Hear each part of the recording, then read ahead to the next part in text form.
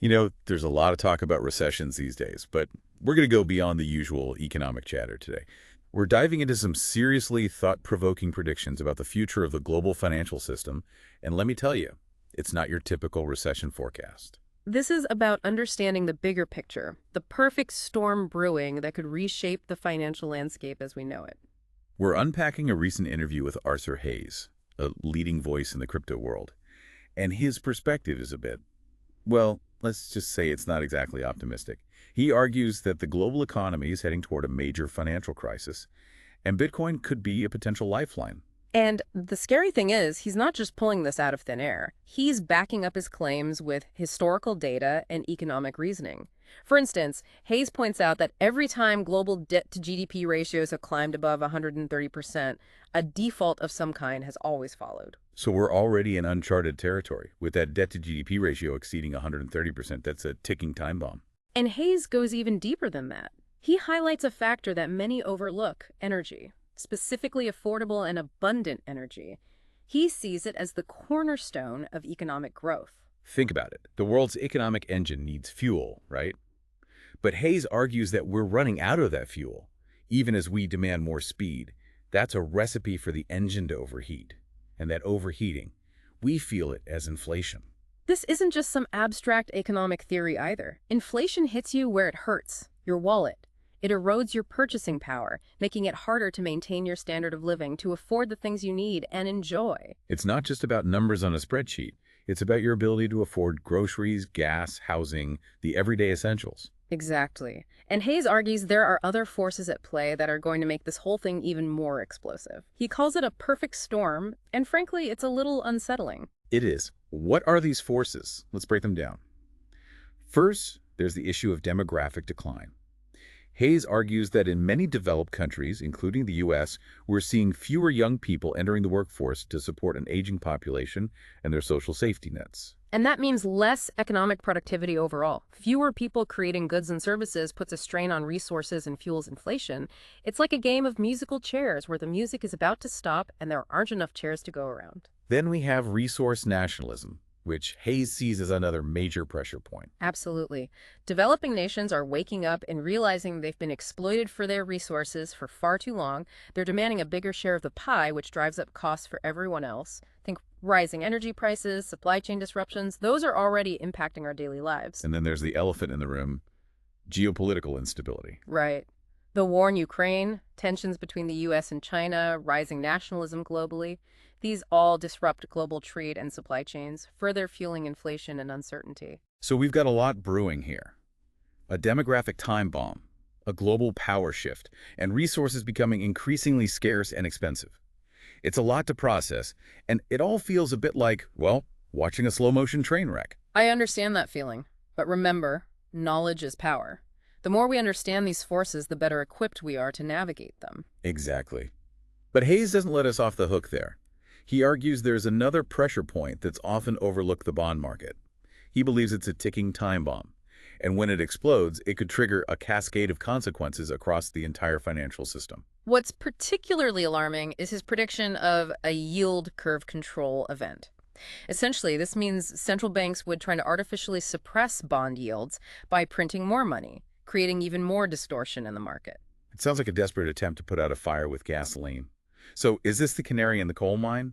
What signs should we be watching for? That's the million-dollar question, and we'll dive into those warning signs in a bit. But first, let's move on to something that might sound a little counterintuitive: Bitcoin. Okay, so we're staring down the barrel of a potential bond market meltdown. Inflation is soaring, and the traditional financial system seems, well, let's just say it's not looking too stable. But this is where things get really interesting. Hayes, being deeply entrenched in the crypto world, sees Bitcoin as a potential life raft in this sea of uncertainty. Right. And this is where his perspective gets really intriguing. He's not just talking about Bitcoin as a speculative asset. He sees it as an escape hatch from inflationary fiat currencies, a way to safeguard wealth outside the control of governments and central banks. Yeah, it's like opting out of a rigged system, right? Yeah. But and he also emphasizes this: it's not enough to just HODL Bitcoin, to just sit on it and hope for the best. Right. He argues that for Bitcoin to truly thrive, it needs a real functioning economy built on it. That's a crucial point that often gets lost in the hype. Hayes is essentially saying that Bitcoin needs to be used to flow, to be transacted in order to have real lasting value. It's Oh, not just a digital collectible. It needs to be a living, breathing monetary system. yeah. This is where I start to grapple with the long-term viability of it all. Are ordinals, these Bitcoin NFTs we discussed earlier, enough to create that kind of thriving economy? Or are we kidding ourselves? Is it all just one giant bubble? And that's the million-dollar question, isn't it? The truth is, no one knows for sure what the future holds. We're in uncharted territory, and there's an inherent gamble in trying to predict how these complex systems will interact. Yeah, it's a bit like trying to predict the weather 10 years from now. We can make educated guesses, but ultimately we're at the mercy of forces larger than ourselves. But here's the thing.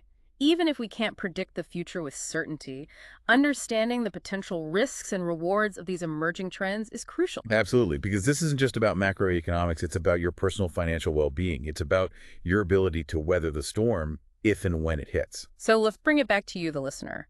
Knowing what we know now, how can we prepare for this potential instability?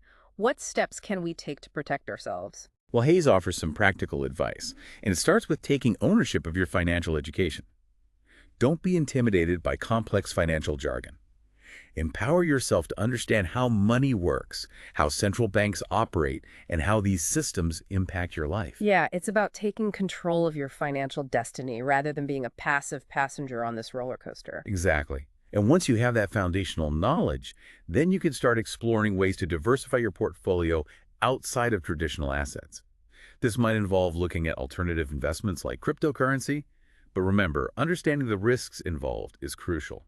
It's not about blindly jumping on the bandwagon, it's about informed decision-making. Precisely. This isn't about finding a get-rich-quick scheme. It's about hedging your bets, about creating a more resilient financial future for yourself. So as we navigate this uncertain terrain, there's one final question I want to leave you with, something to ponder as you do your own research and make your own decisions. If a major financial crisis does occur, what will your opt-in point be? Will you be caught off guard, scrambling to react when it's already too late? Or will you have already taken steps to protect yourself, to chart your own course through the storm? It's a powerful question, and it underscores the importance of agency in all of this. We're not just helpless bystanders. We have the power to make choices today that will shape our financial well-being tomorrow. It's about being prepared, not panicked. It's about understanding the forces at play and making informed decisions based on our own risk tolerance and long-term goals. Exactly. The future is inherently uncertain, but that doesn't mean we're powerless. By educating ourselves, diversifying our options, and staying informed, we can face the future with greater confidence and resilience. Well said. And on that note, we've reached the end of our deep dive. But remember, this is just the beginning of your own exploration. That's right. Don't just take our word for it. Do your own research, challenge assumptions, and come to your own conclusions. Because ultimately, the most important investment you can make is in your own knowledge and understanding. Thanks for joining us on this deep dive. Until next time, keep learning, keep questioning, and keep exploring.